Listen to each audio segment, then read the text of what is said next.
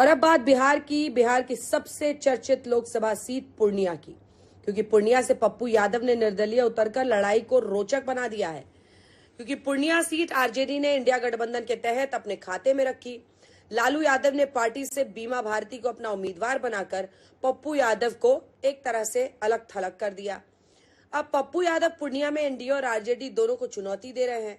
आज पूर्णिया में पीएम मोदी ने भी रैली की और रंगभूमि मैदान में एनडीए के प्रत्याशी संतोष कुशवाहा के लिए वोट मांगे। तो आइए देखते हैं पूर्णिया की लड़ाई पर ये स्पेशल रिपोर्ट। भारत माता की।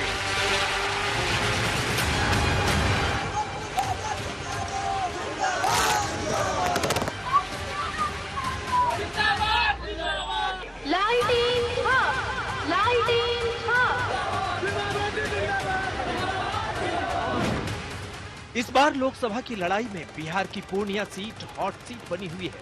एक तो इसलिए क्योंकि इंडिया गठबंधन के खिलाफ पप्पू यादव चुनाव मैदान में निर्दलीय उतर गए हैं और आरजेडी की उम्मीदवार बीमा भारती को टक्कर दे रहे हैं।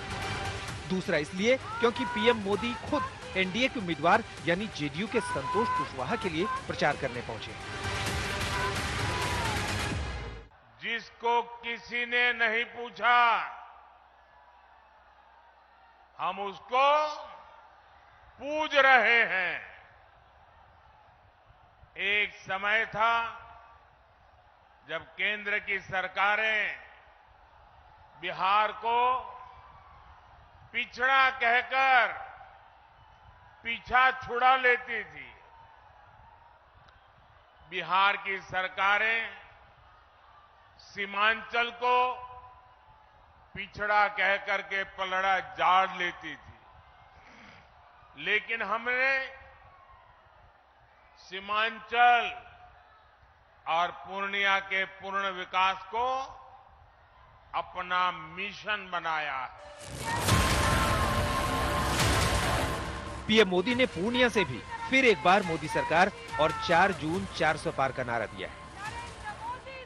आपका ये उत्साह बता रहा है फिर एक बार विकसित भारत के लिए 4 जून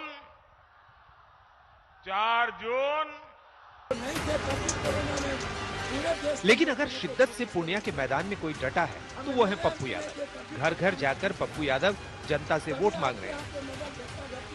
सुबह से लेकर देर रात तक इसी तरीके से गांव-गांव घूम रहे हैं, लोगों के बीच जा रहे हैं। पप्पू जी, पूर्णिया से काफी सालों के बाद आप चुनाव लड़ रहे हैं। पहले भी यहाँ से आप निर्दलीय 3-4 बार सांसद रह चुके हैं, लेकिन वापस अपने क्षेत्र में लगता है वापस आए हैं फिर? नहीं, क्षेत्र में नहीं, कभी हमने क्षेत्र तो घर की बात है। मधेपुरा भी घर, कोसी और सीमांचल में लीडरशिप नेतृत्वहीन हो गया। ललित नारायण मिश्रा जी, भूपेंद्र बाबू, बीपी मंडल, वैसे आप कहेंगे तो फणीश्वरनाथ रेणु जी की ये धरती रही। और समाजवादी से लेकर के आप भोला पासवान शास्त्री को देखिए, आप नक्षत्र मालाकार के इतिहास को देखिए, इस तरीके से आप बीपी मंडल साहब को देखिए, आप जैसे भी समाजवादी, और लालू यादव, शरद यादव भी यहाँ प्रतिनिधित्व कर चुके हैं, तस्लीमुद्दीन जी भी करते थे। मतलब लगभग सीमांचल, कोसी, अब मिथिला को भी आप देखिएगा तो लगेगा जगन्नाथ मिश्रा जी और इन्हों के जाने के बाद अब कोई सीमांचल और कोसी का माँ बाप रह ही नहीं गया। ऐसी परिस्थिति में लगातार बिहार के लिए संघर्ष करना, पूर्णिया का बेटा, कोसी का बेटा, सीमांचल का बेटा, हर जगह मदद करना। अब पूर्णिया में 3 बार हम एमपी रहे, निर्दलीय रहे, मां लड़ी, कुछ वोटों से चुनाव हार गई। हम एक बार 8-9 हजार से 11 हजार से लिफाफा छाप के चलते हम चुनाव हारे। हमारा डेमी कैंडिडेट के चलते हम चुनाव हार चले गए मधेपुर। और अब आपको दिखाते हैं आज गृह मंत्री अमित शाह उत्तराखंड की पौड़ी गढ़वाल सीट से प्रत्याशी अनिल बलूनी के लिए प्रचार करने पहुंचे। आइए सुनते हैं गृह मंत्री अमित शाह ने क्या कहा। बलूनी के साथ मैंने बहुत काम किया है।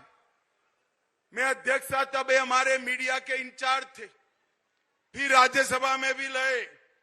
मैं सिर्फ एक बात कहने आया हूं, अनिल को यहां से भेज दो, गढ़वाल की चिंता मैं करूंगा, आपको डरने की जरूरत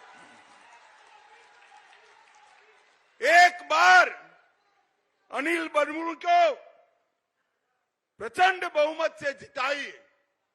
अनिल भाई ने भी एक क्षेत्र के लिए जब कोरोना आया आईसीयू खोलने का काम किया, पौड़ी मुख्यालय में तारामंडल खोला, डोपलर रडार स्थापित कराया और इगास पर्व को दिल्ली अगर जानता है तो अनिल बलूनी के कारण ही जानता। मैं आज कहने वाला हूं, मोदी जी को एक ऐसा साथी यहां से चाहिए जो वाइब्रेंट विलेज प्रोग्राम को उत्तराखंड के हर गांव तक पहुंचाए। मोदी जी को एक साथी बलूनी भेज दीजिए, हम वाइब्रेंट विलेज प्रोग्राम को सक्सेस करेंगे।